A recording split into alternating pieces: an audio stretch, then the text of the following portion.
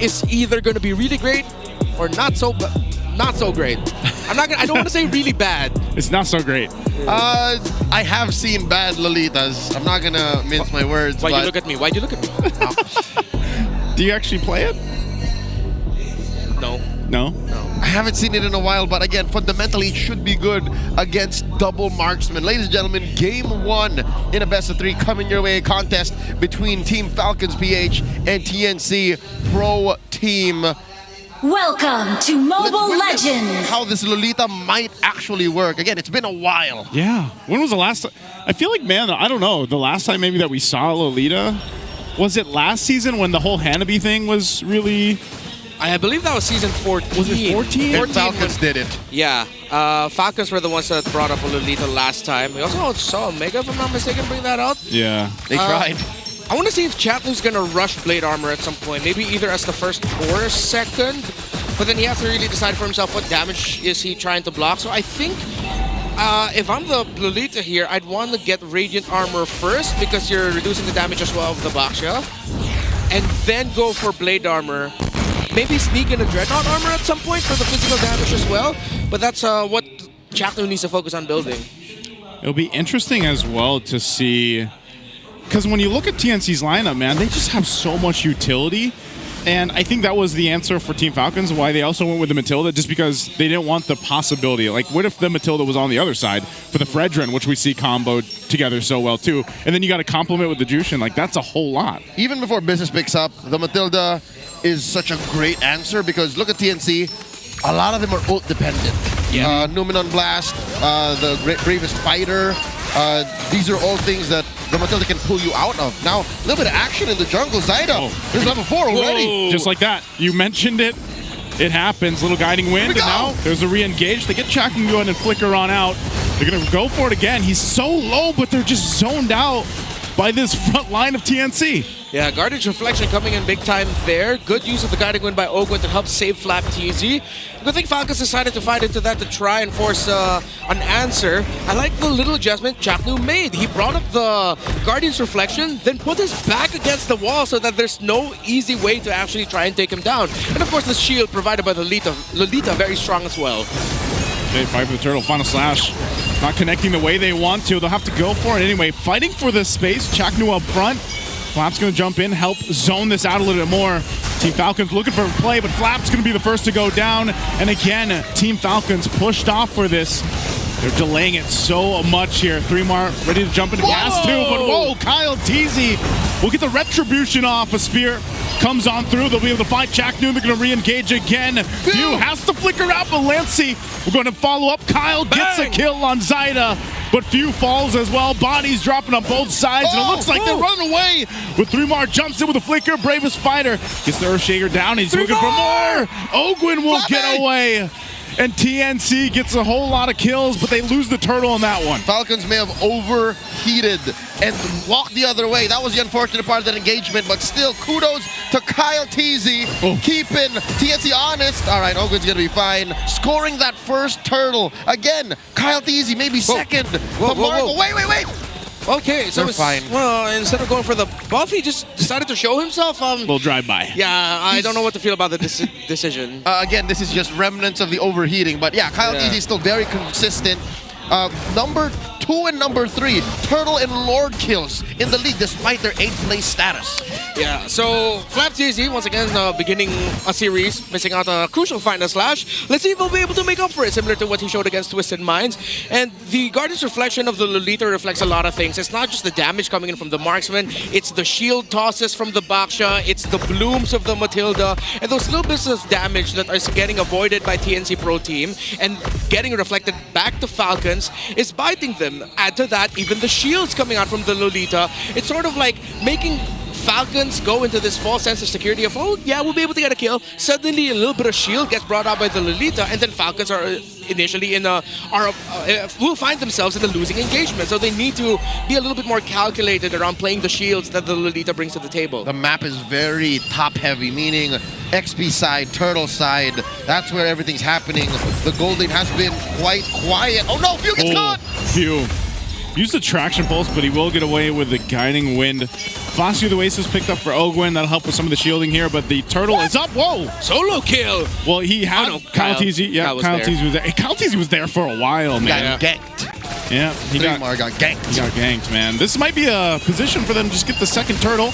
Unless Zyda's able to do anything about it. Chaknu, again, with the reflection shield. Zyda's quite low.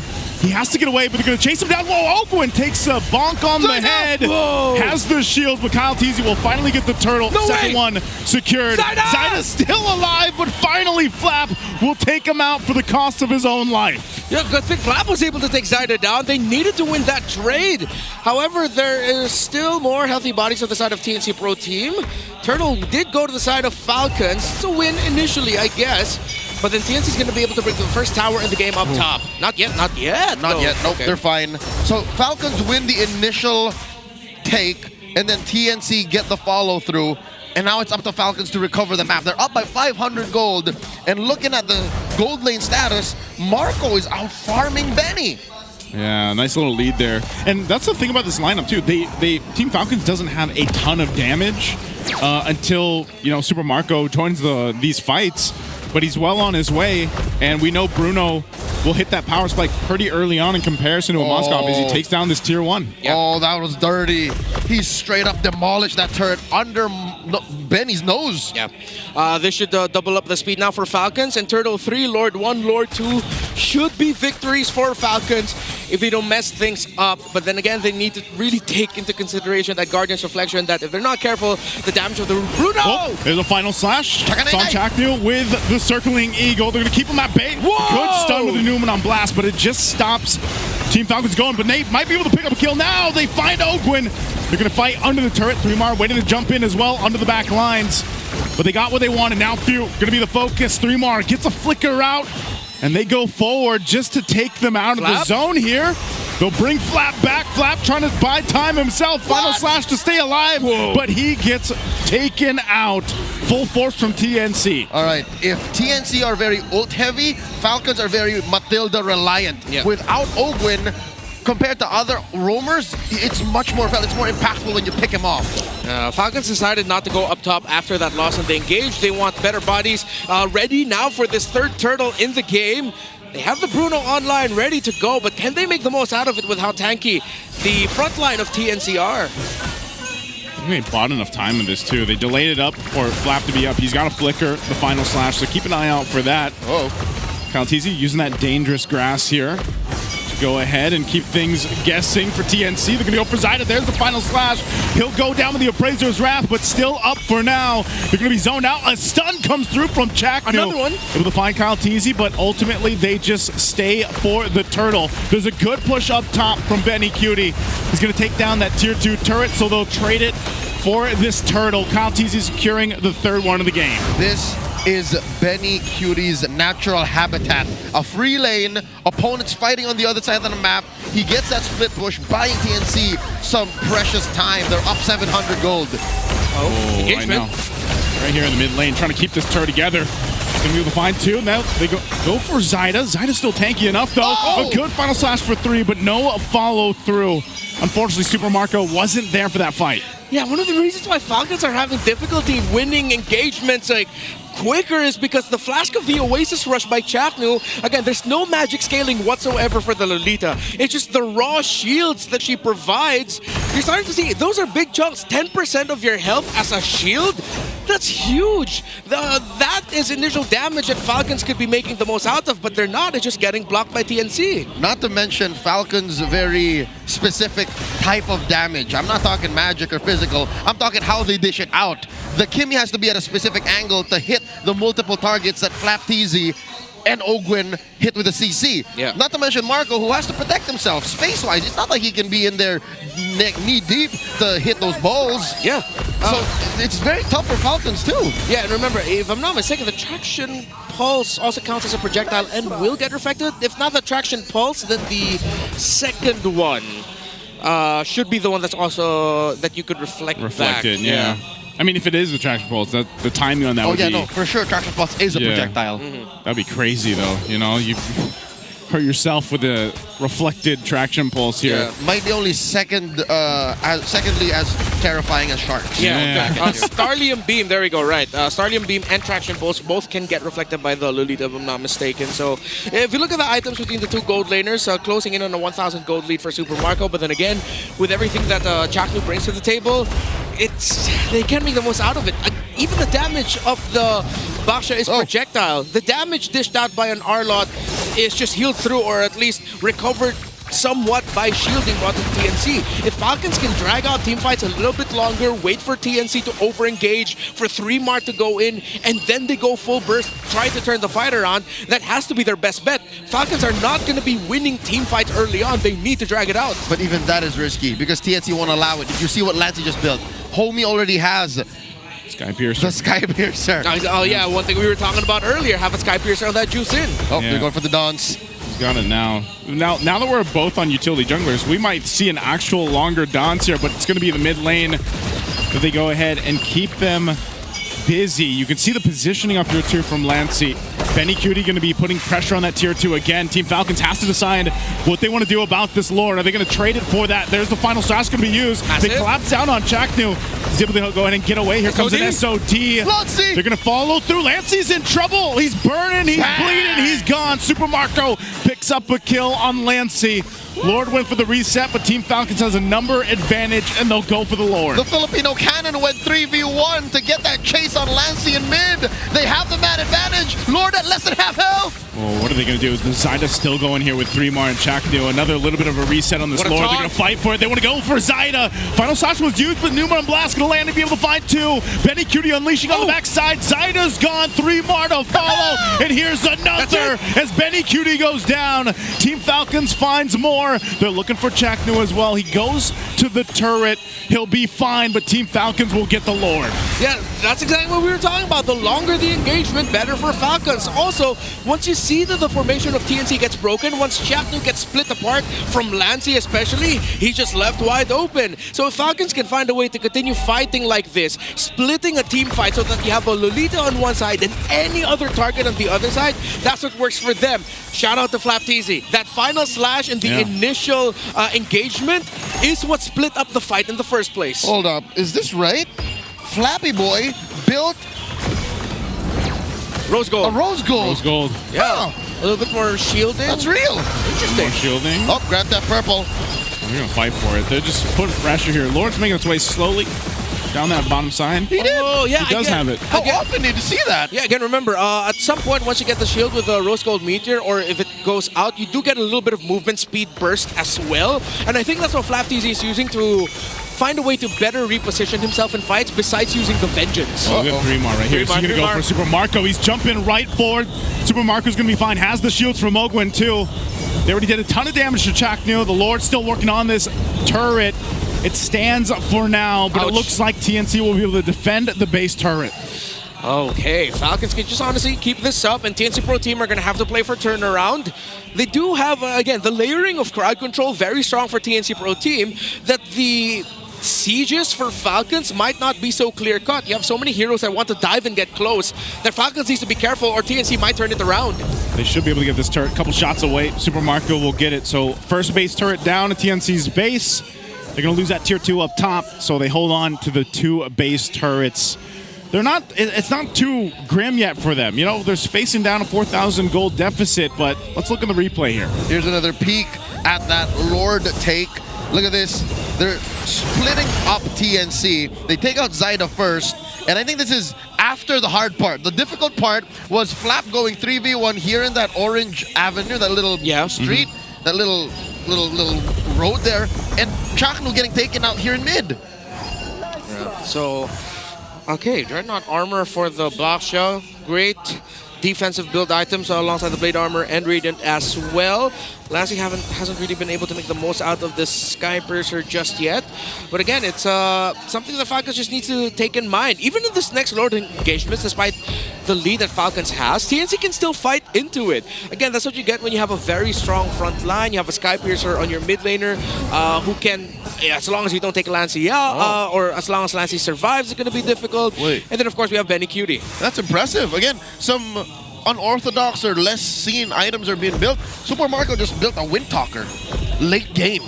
Yeah, I saw that too. I guess He just wants to push? just help for the pushing, I guess. You know, he's seeing what Benny Cutie's able to do in the Moscow. Are He's they like, short on AoE? That's what it feels like to me. Is they just need a little bit more damage to go around. yeah, it could be the case. Pure crit spread, a little bit of magic damage coming out of that Windtalker as well with the Windtalker's passive. I guess Marco just thought he doesn't need a Malefic Roar anymore. He's just going to go for full-on crit and then not play for physical penetration. Let's see how it works out for him. Okay, what are they going to do here, too? You can see Benny Cutie will stay on that bottom side, long lane of the map. They can Lord's afford less to than do half this. health. They're going to blitz it. They're going to go for Zyda. Seeing if he can get the Retribution off. He's going to get stunned. There's the final slash, but Zyda gets the Lord anyway.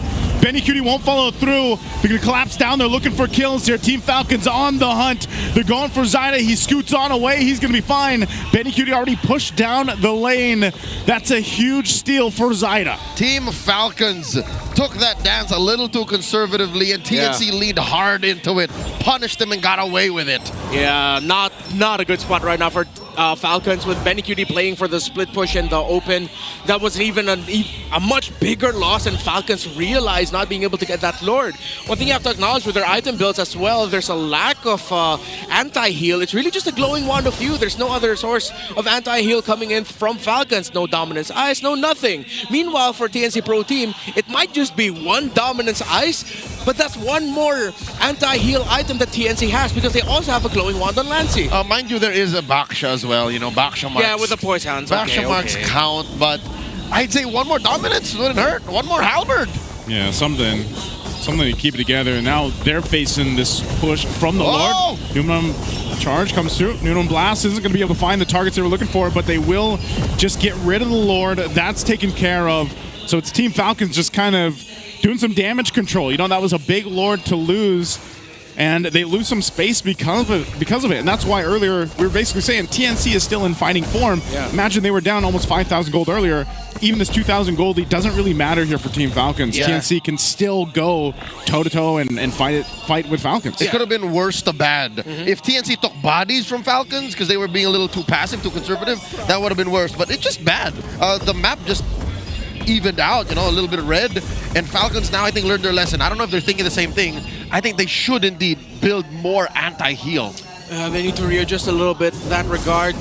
Also, as we saw the damage chart earlier, Benny Cutie, before that engagement, has only dealt like 20,000 damage because majority of the time he's been split pushing, which is what you want coming out from this Moscow. Again, we were talking about it from the perspective of Falcons and how they want a team fight. Okay. And TNC Pro Team has kept it close because they've been playing the map, looking at the items. Super Marco readjusted. They're dealing HP-based damage now. Yeah, so instead of the Windtalker, he goes for the DHS instead. Same with View. Yeah, should be better as well in terms of like chunking away with a strong front line of TNC Pro Team, and you're going to start seeing Zyda start taking a lot more damage despite them having good item builds against the Kimmy. That DHS adjustment, similar to what Sean does for Twisted Minds when he has the Kimmy, is actually like a sleeper build. All right, so we are looking at Falcons in real time workshop lineup builds against TNC. Yeah. Oh, wait.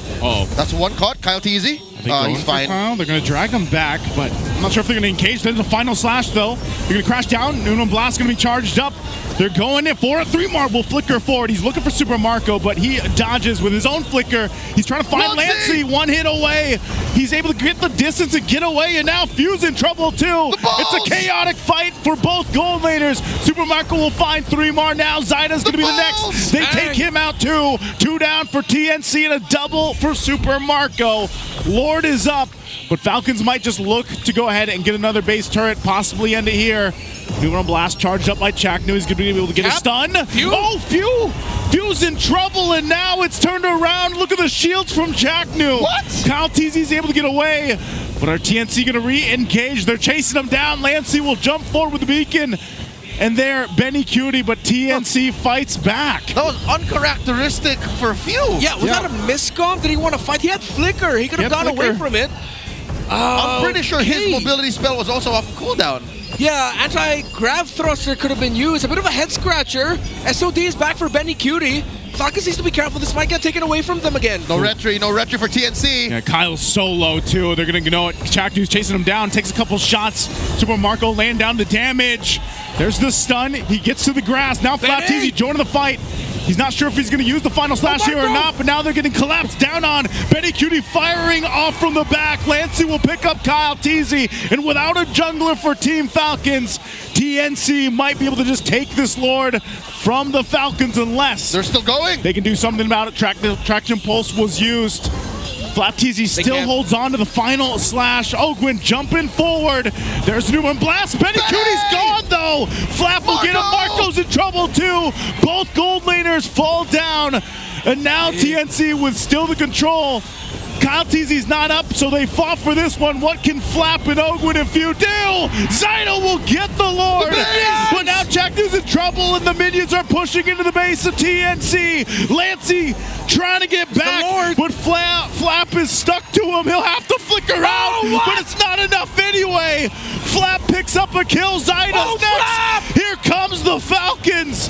And 3 more. Can he go 1v3? He can't because Flap and Few are there. They'll clear him out. It's a wipeout. The trio that could. What the heck did I just see from Flap, Few, and Ogwin? The heart, the soul, and now the Jets, and Benny's back. Benny, what can he do? Can he clear the minions out? The waves are going to be worked on, but it doesn't matter. Team Falcons will take game 1.